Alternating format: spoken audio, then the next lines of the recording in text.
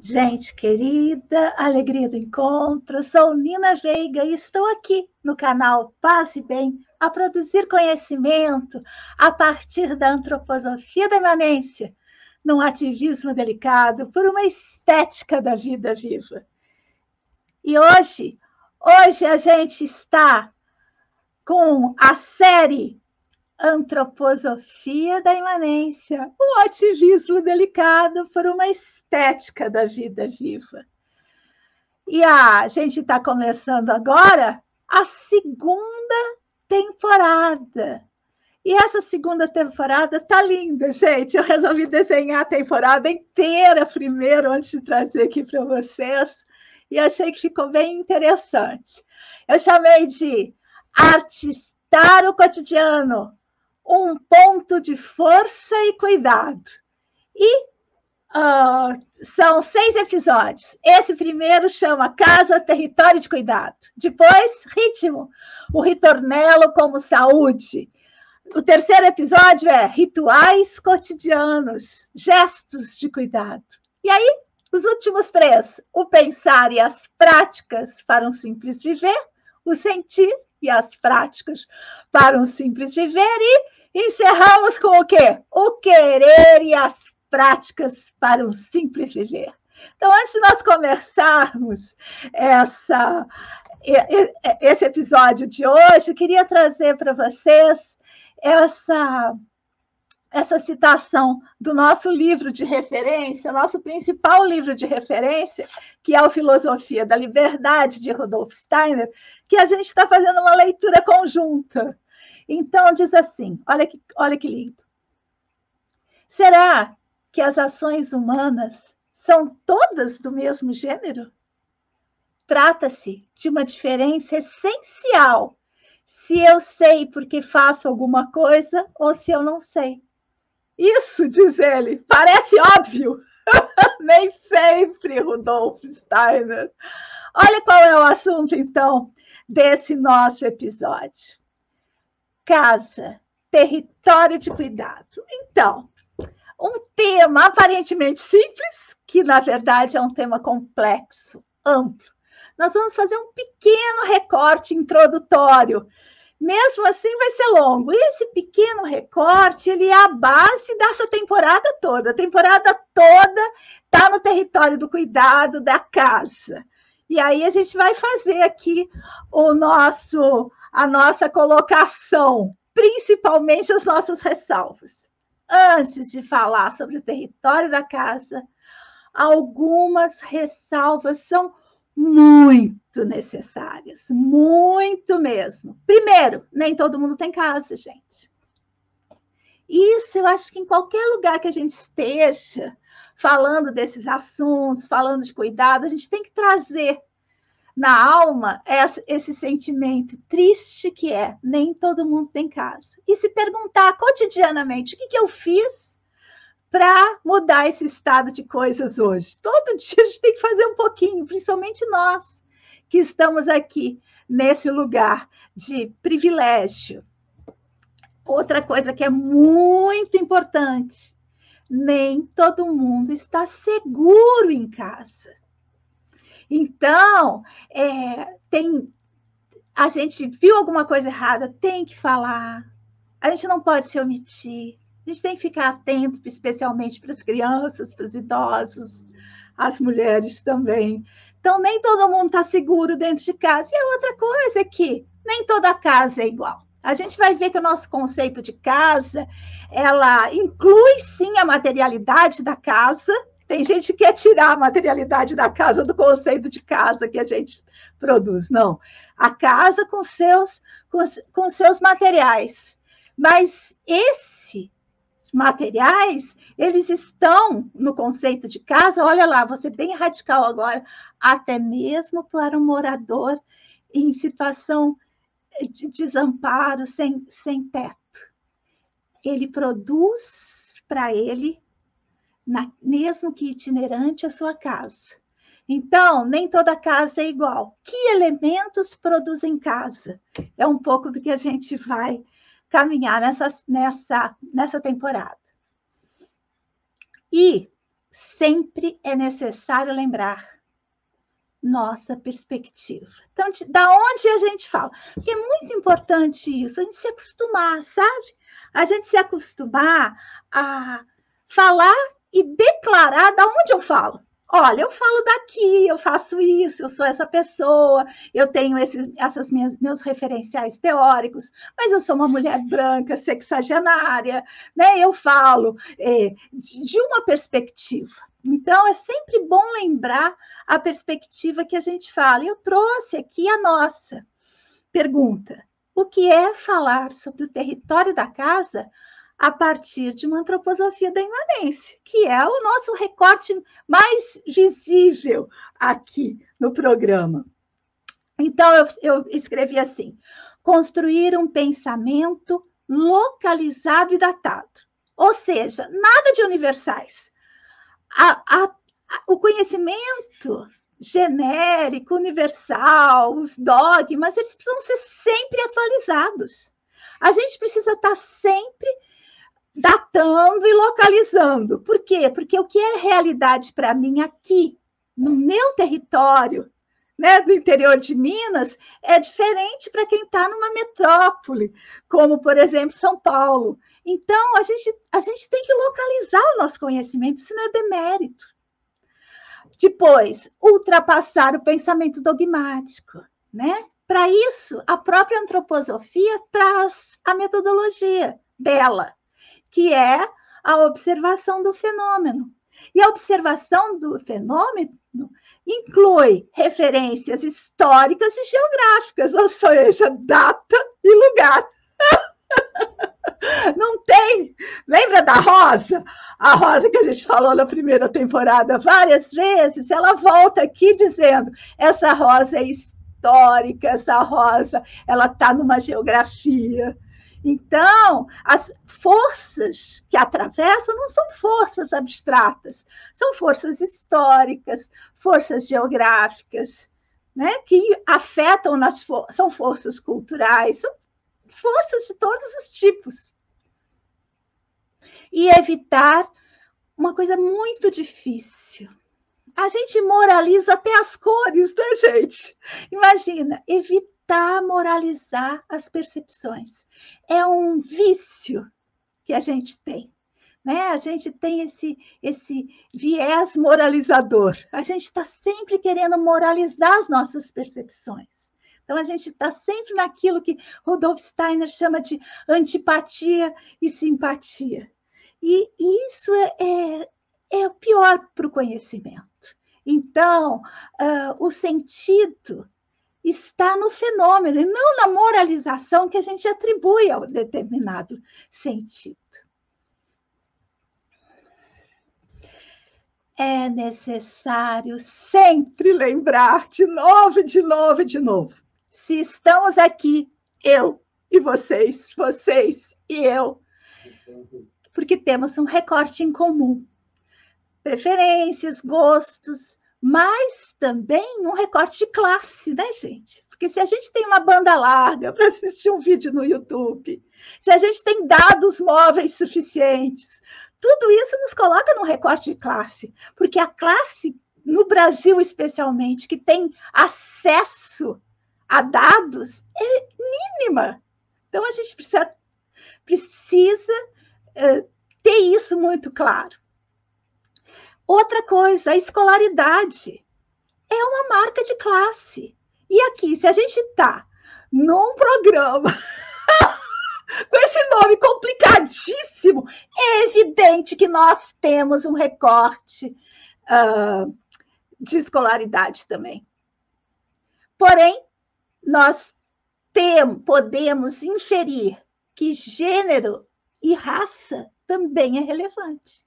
Por quê? Porque, historicamente, quem tem acesso às coisas e quem tem escolaridade é de uma determinada raça e de um determinado gênero, que nós, mulheres, estamos rompendo, mas que nós, mulheres, também precisamos, que entre as mulheres, nós, brancas, somos privilegiadas.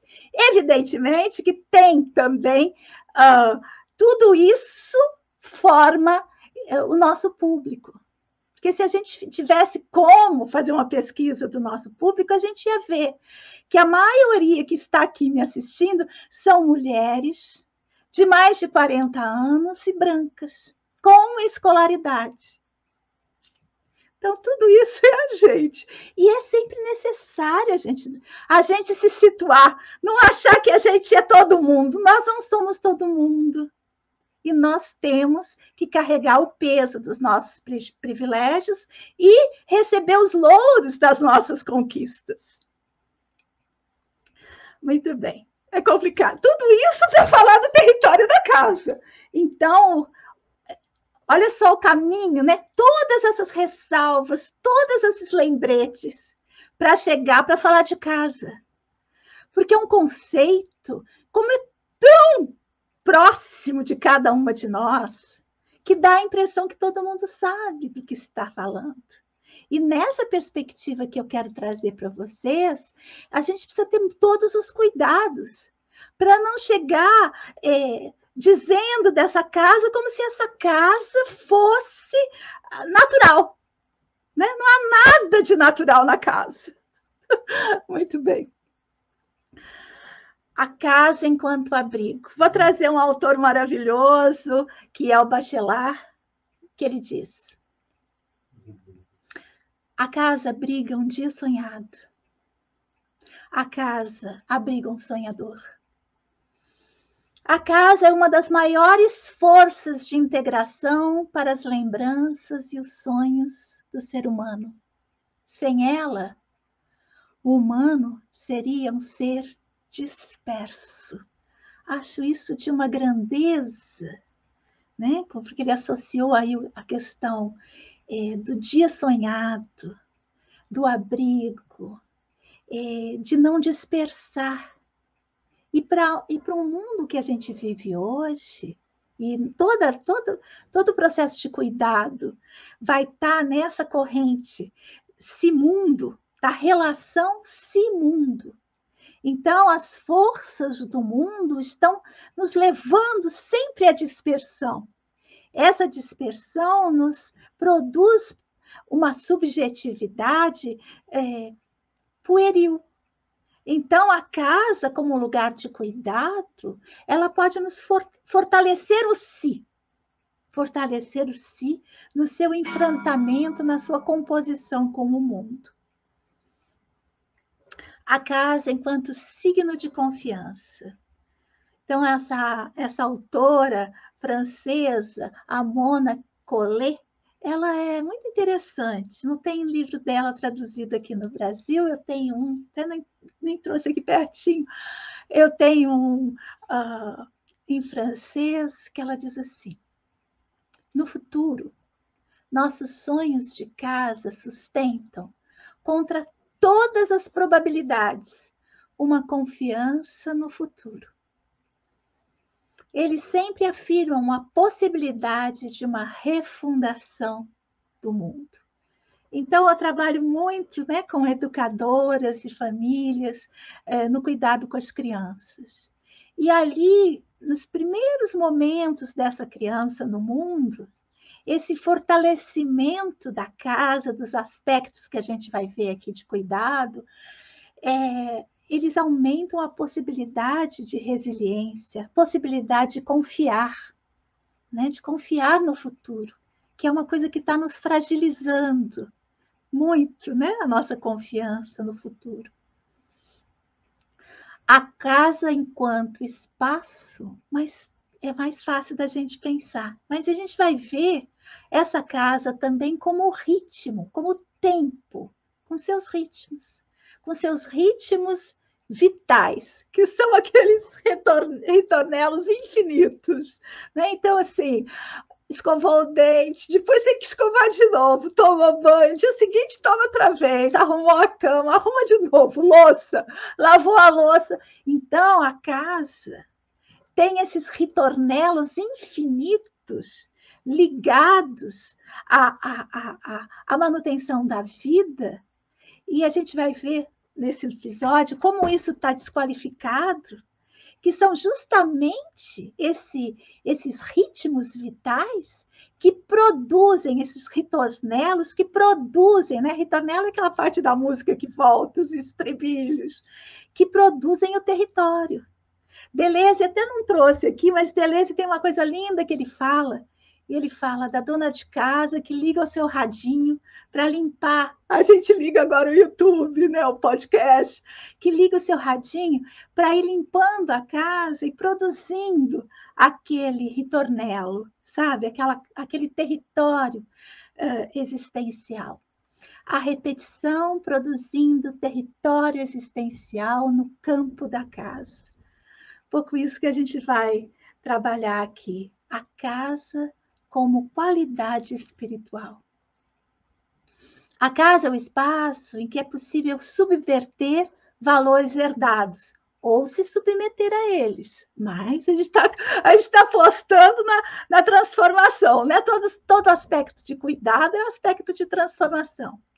Questionar e produzir modificações que ultrapassam seus limites. Tem até um psicanalista que eu gosto muito, ele falecido recentemente, que ele dizia assim, a casa é o lugar do fracasso, onde você pode fracassar, né? Onde você pode adoecer, onde você pode se esconder quando necessário, sabe? É isso, é o lugar, é o seu abrigo.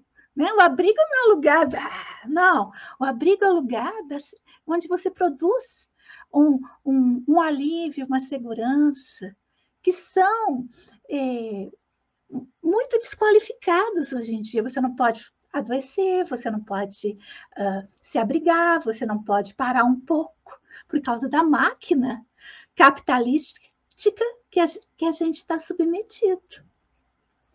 Portanto, a casa não é excluída da política, gente. Tudo que eu estou falando aqui já mostra a densidade política da casa. Se é política, o que é espiritual? Porque a política está no âmbito do espiritual. Pelo contrário, é uma parte inseparável do campo espiritual. A casa é um lugar, né, de produção de uma vida espiritual. A casa como espaço de cuidado. Chegamos no nosso tema agora. Olha como a gente tá cercando esse tema, né? A gente fez as ressalvas, a gente criou, mostrou o território, a gente disse o que veio para chegar com o máximo de cuidado a esse conceito da casa como espaço de cuidado. Porque senão, gente, a gente acaba ultrapassando, banalizando uma coisa que é tão valiosa como esse conceito da casa como espaço de cuidado. E aí, eu estou só nas notas, olha essa nota aqui. Ao falar da casa como cuidado, não podemos esquecer que isso implica, gente, numa luta pela redução da jornada de trabalho. Porque se você mora longe do seu trabalho, se tem trabalho, né? Se você não está precarizado, se você precisa, para sobreviver o mínimo, trabalhar o tempo todo, o que te resta de casa? Então, a jornada de trabalho precisa estar nas nossas lutas. A equidade de gênero na lida doméstica, né? Para quem mora em variados gêneros, qual o gênero que está atento a isso? A casa é de todo mundo. Todo mundo precisa ter esse cuidado com a casa. Então, ao falar de casa como cuidado, não podemos esquecer que isso implica numa luta pela redução da jornada de trabalho, pela equidade de gênero na lida doméstica, pela não gentrificação, porque a gentrificação tira as pessoas dos lugares, dos seus habitats tradicionais e as deslocam para cada vez mais longe. Então, a gente também precisa lutar pela moradia, pela mobilidade, pela inclusão da criança nas necessidades do viver. Enfim, os direitos da infância, na qual o espaço da casa está inserido, não pode se alienar da luta pela democratização da dignidade do viver, em especial pela terra. E eu coloco terra com maiúscula e minúscula junto na mesma palavra, que é um outro conceito. A gente vai chegar nele qualquer dia desse. Mas é o conceito da terra planeta e da terra elemento, solo, junto, inseparáveis. Pois tudo o que fazemos, tudo, gente, tudo que a gente faz aqui no nosso programa Antroposofia da Imanência é em honra à terra. Muito bem. A casa como espaço de cuidado diz. O cuidado de si indica o conjunto das experiências e das técnicas que o sujeito elabora e que o ajuda a transformar-se a si mesmo. Então, o cuidado, ele é esse lugar de transformação. Esse lugar que a gente vem construindo o nosso conceito por uma estética da vida viva, de ativismo delicado, lembra? Que esse ativismo delicado é aquele que tem a transformação. Então, esse lugar é o lugar do cuidado, essa ação de transformar-se a si mesmo, de compor entre o si e o mundo, isso é uma ação de cuidado. A ética do cuidado, e aí a gente precisa dizer que o cuidado de si é indissociável do cuidado com o outro. O cuidado de si implica o cuidado do outro. Então, são coisas que a gente não pode dissociar de jeito nenhum. Então, são juntos. Muito bem. Uma problematização necessária que afeta cada uma de nós. Isso eu acho muito importante, sabe, gente? É tão dolorido isso. Quando eu penso radicalmente sobre isso, fico pensando até em restaurantes, né? Que a gente gosta de ser servido. Bem, mas vamos lá. A casa é uma grande vítima do preconceito de classe. A porofobia, como diz Padre Júlio Lancelotti. Todo mundo quer ser rico. Todo mundo quer ser grande, bom, né? Nesse sentido, melhor que o outro. A casa é uma grande vítima do preconceito de classe. Para quem e além dos preconceitos de gênero e raça. A gente já falou disso também. Tá tudo junto, né, gente? Tá tudo junto. Lavar, limpar, arrumar e até mesmo cozinhar no cotidiano são quase sempre vistos como trabalhos menores, terceirizáveis. Isso é tão... Principalmente o Brasil, que tem essa mentalidade escravagista. E também, gente, é por essa mentalidade, mas é também pelo esforço do trabalho fora, que tem lá ligação com a jornada de trabalho. Você está tão extenuada, né? Quer ver uma coisa que eu faço que talvez colabore com isso de forma negativa? Por exemplo, meu filho tem 18 anos, ele sai todo dia de manhã, está no 12º ano da escola Waldorf, e eu fico pensando em mim, quando eu chegava em casa, né? Que a casa não tinha sido arrumada por ninguém, e o tão gostoso que é chegar em casa e ter uma casa arrumada. Então, eu dou um tratinho no quarto dele, mas isso é típico dessa mentalidade. Então, se a gente tivesse menos horário de trabalho e mais valor nas questões da casa, isso poderia deixar de ser um peso. Porque viver não pode ser um peso. Ele se torna peso quando a gente é submetido a, a uma mentalidade que nos expropria das condições do viver. Então, está tudo imbricado. Porque é gostoso, gente. É gostoso a gente ter uma casa arrumada. É gostoso quando a gente consegue arrumar essa casa, né? Quando a gente faz aquela faxina, que no final do dia você senta assim no sofá e pensa, não tem nada nessa casa que está fora do lugar. Eu consegui organizar tudo, limpar tudo. Isso dá uma sensação de potência de vida. Mas se você está exaurido, por quê? Porque você trabalha e o seu trabalho não é suficiente para o seu viver, que tempo, que corpo. Então, não é só para a gente se machucar. Eu estou falando isso, estou falando de mim. Por quê? Porque a gente tem que mudar, transvalorar os valores. Lembra do Nietzsche? Transvalorar os valores. O valor da casa é precioso.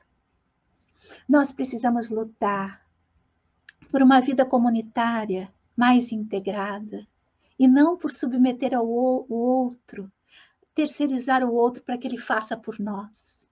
Nós temos que fazer isso com a quentura no coração que esse trabalho considerado improdutivo produz em nós. Então, tem muita coisa aí que a gente tem que mexer. E é lógico, mexe com a gente mesmo. É preciso, então, a legitimação do gesto de cuidado. Então, todo cuidado é desqualificado, deslegitimado, desvalorizado profundamente. A jovem mãe que resolveu ficar em casa para cuidar do filho, porque compreendeu que ali ela está investindo numa vida, ela sofre pressão social, desqualificada. A empregada doméstica que deixa seus filhos para ir cuidar da casa dos outros é desqualificada, social e financeiramente. O cuidador do idoso, todos os cuidados são desqualificados. Por isso a gente tem que entender. Lembra aquela primeiro pedacinho do filosofia da liberdade que eu trouxe? A gente entender os motivos. Porque se você estiver no cuidado da casa, mesmo que sobrecarregada, e entender o valor disso para o mundo, para a transformação das mentalidades, o seu jeito de fazer vai melhorar, sabe? Você vai se sentir mais fortalecida. Muito bem. Antes do verso, a organização do nosso estudo. Então, lá, aqui na descrição do vídeo, tem o caminho direto lá para o nosso ativismo delicado. Lá coloquei ali em cima certinho onde está a entrada, né, para o acervo e para as referências. E lá está toda a primeira temporada, todas as referências que a gente foi citando aqui, todas as participações que eu já tive aqui no canal Paz e Bem, e os meus contatos, ó, WhatsApp, mensagem, e-mail, Telegram, tudo como vocês quiserem encontrar comigo, vão poder. E aí eu trouxe para encerrar, não para encerrar ainda, a gente tem mais um pouquinho, um verso sobre a qualidade cordial do cuidador, um verso que Rudolf Steiner escreveu para a Ita Wegman, que é uma médica que, digamos assim, eles ficaram muito juntos no final da vida. No coração habita em reluzente clareza o sentido de auxiliador do ser humano. No coração atua em poder aquecedor a força do amor do ser humano. Assim, deixa-nos levar da alma à plena vontade, no calor do coração e na luz do coração. Assim nós geramos a cura daquele que necessita cura, a partir do sentido da graça da vida. É lindo, né, gente? Então, nossas referências também estão aqui. E eu queria encerrar com mais uma leitura da nossa leitura conjunta. Disse: o amor produz cegueira acerca das deficiências do ser humano, do ser amado. E olha que lindo que ele fala. A coisa também pode ser invertida. E então, dir-se-á: o amor abre justamente os olhos para as suas qualidades. Muitos passam por elas sem ver nada.